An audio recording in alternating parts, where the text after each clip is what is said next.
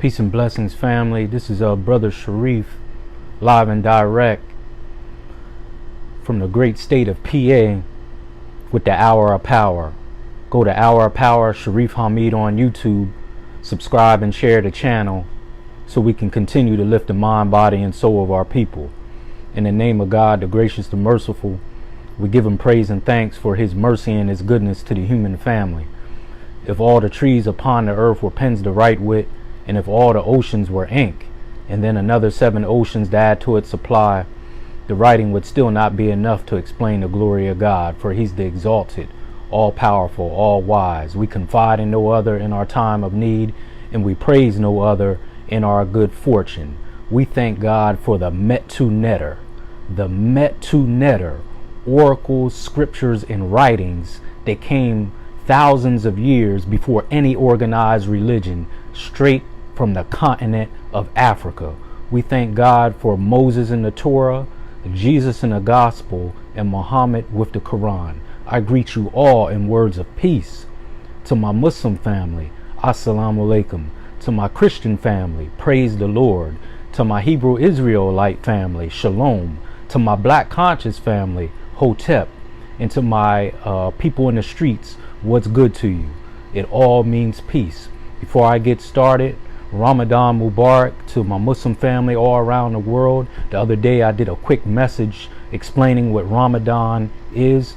Muslims around the world who are able to do it are fasting from sun up to sundown. No food, no drink, and staying away from negative talk and sexual activity during the daylight hours to gain favor from God and to connect us with those who are less fortunate, and to cleanse ourselves and get us connected to the Most High. It's not for God because he needs nothing from us. It is for ourselves to cleanse ourselves and to get us back to God consciousness. But it's not an easy task to go without food and water for 15 hours. But that is not the most important thing. The most important thing is to cleanse yourself and to do better, because all of us in some way, shape, or fashion can do better. So that is what Ramadan is about.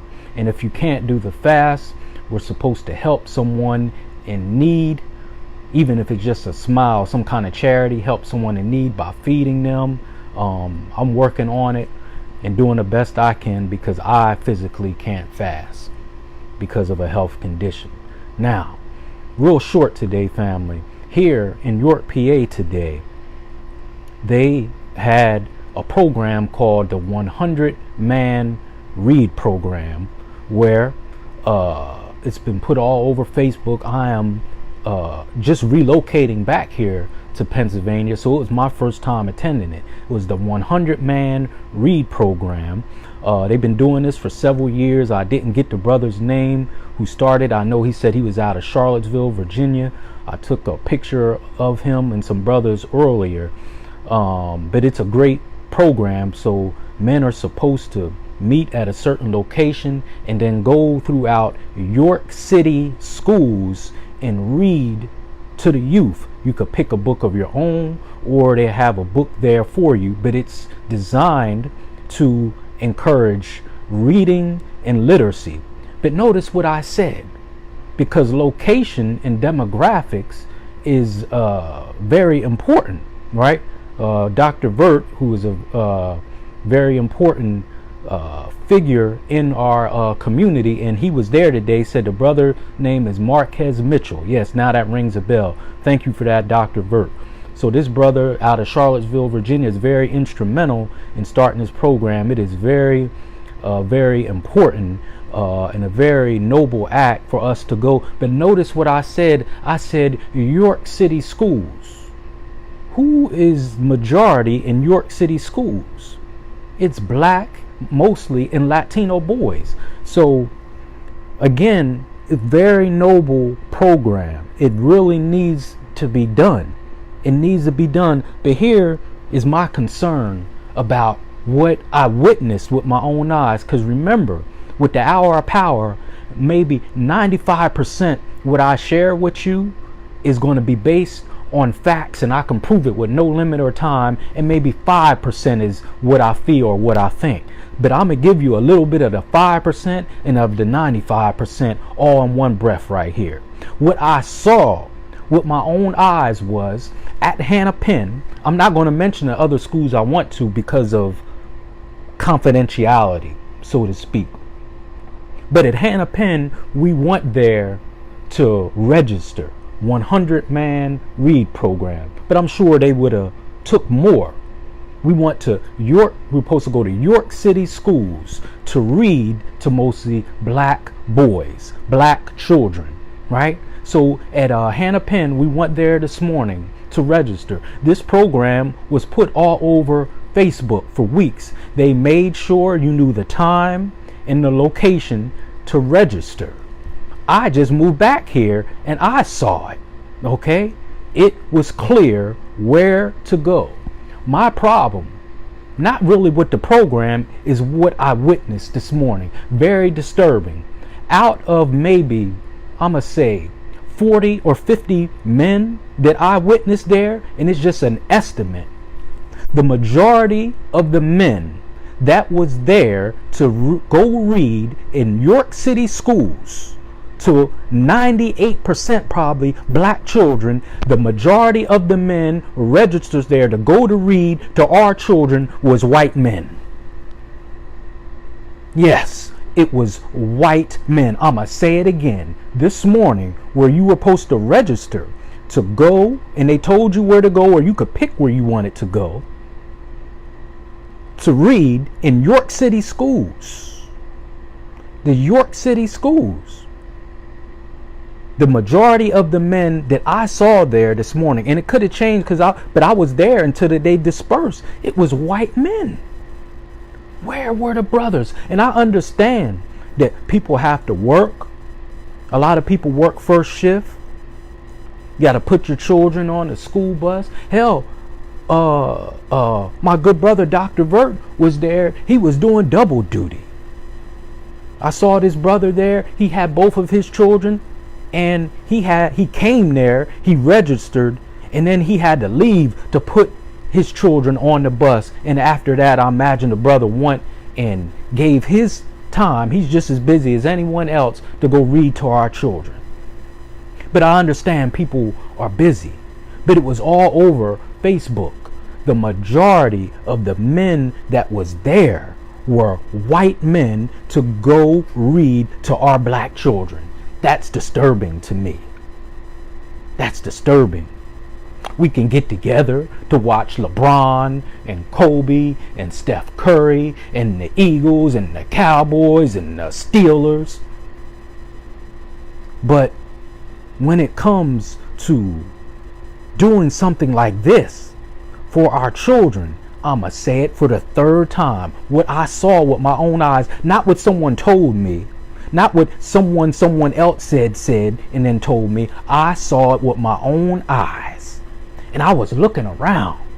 The majority of the men there registered to go read and provide a male figure for our children was white men.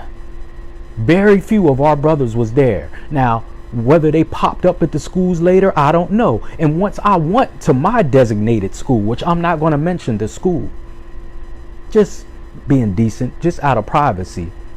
When I got there, it was about 7 men there at the school that I got back. 5 of them was white, 2 was black, 1 including me. A school right in the city. How many times does our children, and particularly our boys, because it seems like they take it the worst, keep being let down by us? You watch my channel, you watch my messages, I make it very clear how I feel about how black people have been treated in this country historically.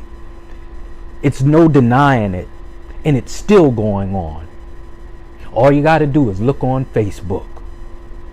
Got white women at barbecues now calling the cops on us. Getting kicked out of Waffle Houses and golf courses. It was a man somewhere in this country. He was a black real estate agent, and someone called the cops on him. He's in a neighborhood that they didn't think he should be in. We know this stuff is going on, but when are we going to take responsibility for our actions? Did the white man stop us from being there for our children this morning? Come on, talk to me. Did he do that? You can't get too much more black conscious to me. Look behind you. I eat, sleep, and breathe black consciousness. I am not that. I'm just saying what I stand for, and I try to live it, not just talk it. But God damn it, at some point we have to take responsibility for our own actions. The majority of the men there this morning and someone else that was there bear witness to what I'm saying. How can that be? Do you think we will go out in some of their neighborhoods and their schools and they have a program and we outnumber them to go teach and reach their children? I doubt it, because I work in white schools. I'm a mobile therapist and many of my customers are white. So I go to their schools, all out in areas that black people, some of them don't even think about going. And they are there for their children. Then I get to one of the schools, and the behavior there of our youth at these schools is absolutely atrocious. Children running through the hall. I get there at the school at 9 o'clock, and children are in and out the detention room, in and out the principal's office, taking over the goddamn school. Now I know these situations are, the stage is kind of set for it, but when are we going to take responsibility for the actions and behavior of our children? Hence is why the men, more of our men, should have been at that program today. I'm going to say it for the 4th time. When I was there at registration this morning for the 100-man reading program, which is to promote reading and literacy in city schools that are mostly dominated by black children. It's probably easy 95-98% there, if not damn near 100%. The majority of the men that was there to read to these children were white men. It was only a handful of us. Unreal. Whose fault is that? Then when I get to the school, our children running through the damn hallways like a damn zoo, which means they don't got no discipline at home. What you do in the public, most likely you do at home. Whose fault is that? I am a therapist. When I was in North Carolina, I was a counselor and a mentor. Almost did the same thing. It's just a little more in debt here in PA. Same thing. Children out of control in the schools. Again, I'm not going off of what someone told me. What I see, I have the authority to go in the school, in the classrooms. Our children's behavior in these classrooms is absolutely atrocious. 9 o'clock in the morning, and they in the detention office, in the principal's office, disrespecting teachers, assaulting teachers. And many of these teachers are black. Some of them are white. But how do you expect a child to behave when he's not behaving at home? Waking up, eating candy. Going to bed 2-3 in the morning. Some of them. And you think he's going to come or she's going to come to school and behave? Cussing out adults. I was in the classroom trying to read to these children and I could barely get through it because they were misbehaving so bad. Some of them, not all of them, but a good number of them. Whose fault is that?